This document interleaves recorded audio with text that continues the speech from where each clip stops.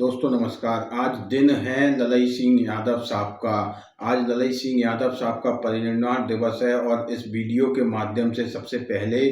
ललई सिंह यादव साहब को विनम्र श्रद्धांजलि अर्पित करते हैं, उन्हें नमन करते हैं और उनका विशेष धन्यवाद करते हैं कि इस देश के अंदर, खासकर उत्तर भारत के अंदर, उन्होंने जिस तरीके से बहुजन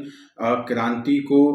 नव जागरण के तौर पर स्थापित करने का काम किया और इस देश के तमाम दलित, पिछड़े, आदिवासी युवाओं में एक नई ऊर्जा का संचालन करने का काम किया, उस ऐसी शख्सियत का आज परिनिर्वाण दिवस है। वो ललई सिंह यादव जिन्होंने सीधे तौर पर ब्राह्मणवादी व्यवस्था को चुनौती देने का काम किया, वो ललई सिंह यादव जिन्होंने तमाम बहुजनों की मुक्ति के लिए आंदोलन चलाया, वो ललई सिंह यादव जिन्होंने स्वराज्य का समर्थन करते हुए अपनी नौकरी दांव पर लगा दी। जब इस देश के अंदर उनका जन्म हुआ 1911 में उत्तर प्रदेश में, तब उत्तर प्रदेश और उत्तर प्रदेश के आसपास के क्षेत्र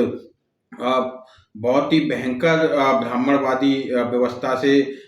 जकड़े हुए थे और उसके बाद वो 1933 में ग्वालियर रियासत में सशस्त्र पुलिस बल में भर्ती होते हैं और उस भर्ती के दौरान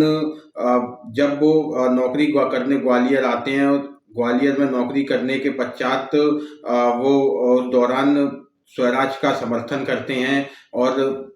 इस कारण उन्हें वहाँ से सस्पेंड कर दिया जाता है। हालांकि उस अपील के बाद उस सस्पेंड ऑर्डर के खिलाफ अपील के बाद उन्हें दोबारा से नौकरी पर बुलाया जाता है और उसके बाद वो आर्मी संघ के नाम से एक संगठन बनाते हैं, एक पुस्तक उस दौरान लिखते हैं सिपाही की तबाही नाम से, मतलब सिपाहियों के जीवन स्तर को उस किताब में बताते हैं और सिपाहियों के शोषण के बारे में उसमें बताते हैं। वो इस देश के ऐसे पहले शख्स रहे हैं जिन्होंने जेल में रहते हुए हड़ताल करा दी थी और तमाम कैदी उनके समर्थन में आ गए थे। इस देश में एक नई क्रांति का आगाज उस समय हुआ था। असल में जब उन्होंने वो किताब लिखी सिपाही की तबाही, तो उसकी प्रॉपर रूप से वो किताब छप ना सकी और उसकी प्रतियां बनाकर सिपाहियों में बांटी गई और जब वो सब प्रतियां बांटी गई तब एक नई क्रांति सिपाहियों के बीच हुई और सिपाही अपने अधिकारों के प्रति जागरूक हुए। जब उनके उच्च अधिकारी को उस प्रतियों के बारे में पता चला तो उन्हें जब्त कर लिया गया और उनके खिलाफ कार्रवाई की गई। और जब 1 साल बाद जब वो हड़ताल करते हैं जेल में तमाम अधिकारों के लिए, तमाम मांगों के लिए, शोषणकारी व्यवस्था के खिलाफ, तो उन्हें उनके ऊपर मुकदमा चलाया जाता है और उन्हें 5 साल की जेल की सजा दी जाती है। उसके बाद जब भारत आज़ाद होता है और ग्वालियर स्टेट भारत गणराज्य में विलय होता है तो उन्हें 9 महीने बाद छोड़ दिया जाता है और वो उसके बाद जब उन्हें छोड़ दिया जाता है उसके बाद वो कुछ समय बाद रिटायर होते हैं, अपनी सर्विस से मुक्त होते हैं। उसके बाद वो पूरा जीवन बहुजनों के उद्धार के लिए समर्पित कर देते हैं। वो उस दौरान पेरियर साहब के संपर्क में आते हैं और उनसे इजाज़त लेते हैं और सच्ची रामायण का हिंदी अनुवाद भी करते हैं और उस रामायण का हिंदी अनुवाद करने के बाद एक नई चेतना का संचार होता है, पुनर्जागरण एक नई चेतना का होता है और पूरे उत्तर भारत में बहुजनों की मुक्ति के लिए एक नई क्रांति का आगाज हो जाता है। उत्तर प्रदेश सरकार उस पूरे कन्वर्सेशन को, उस बदलाव को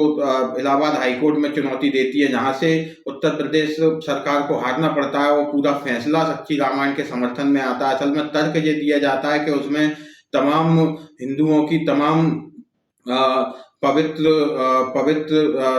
पवित्रता की धज्जियां उड़ाई गई हैं। उनमें उस किताब के अंदर हिंदुत्व को चुनौती दी गई है। उसको इलाहाबाद हाईकोर्ट सच मानता है और ये पूरा फैसला ललई सिंह यादव जी के समर्थन में सुनाता है। और जब उत्तर प्रदेश सरकार उस फैसले को सुप्रीम कोर्ट में चुनौती देती है तो सुप्रीम कोर्ट से भी ललई सिंह यादव जीत कर आते हैं। ललई सिंह यादव वो शख्सियत जिन्होंने पूरी जीवन पाखंडवाद के विरोध करते हुए निकाल दिया। ललित सिंह यादव वो शख्सियत जिन्होंने ब्राह्मणवाद का विरोध करते हुए पूरा जीवन निकाल दिया। उनका मानना असल में ये था कि हिंदूवादी व्यवस्था जो है वो शोषणकारी व्यवस्था है और इस देश के अंदर जातियां जो हैं वो इस देश को बांटने का काम करती हैं। जब तक जातियां खत्म नहीं होंगी बहुजनों का उद्धार नहीं हो सकता, बहुजन मुक्ति नहीं हो सकती। और इसी दौरान वो हिंदू धर्म छोड़कर बुद्ध की शरण में आते हैं और अपने नाम के आगे से यादव भी हटा देते हैं। और इसी दौरान वो पूरे देश के अंदर पुनर्जागरण का काम करते हैं और उनको इस देश के दलित, पिछड़े और आदिवासियों का एक तरीके से हीरो के रूप में, एक तरीके से सोशल रिफॉर्मर के रूप में स्वीकार कर लिया जाता है और वो देश की ऐसी शख्सियत के रूप में स्वीकार होते हैं कि मतलब इस देश के अंदर दलितों का उद्धार मतलब ललित सिंह यादव दलितों की आज़ादी मतलब ललित सिंह यादव का संघर्ष। और इस वीडियो के माध्यम से हम उनके आज की परिनिर्वाण दिवस पर उनके संघर्ष को आगे बढ़ाने की प्रेरणा लेते हैं और ये प्रण लेते हैं कि उनके संघर्ष को आगे हमेशा बढ़ाते रहेंगे। जिस तरीके से उन्होंने बहुजनों के उद्धार के लिए काम किया, जिस तरीके से बहुजन मुक्ति के लिए काम किया, ब्राह्मणवाद को खुली चुनौती दी, हम उस संघर्ष को आगे बढ़ाते रहेंगे, उनके पद चिन्हों पर आगे चलते रहेंगे।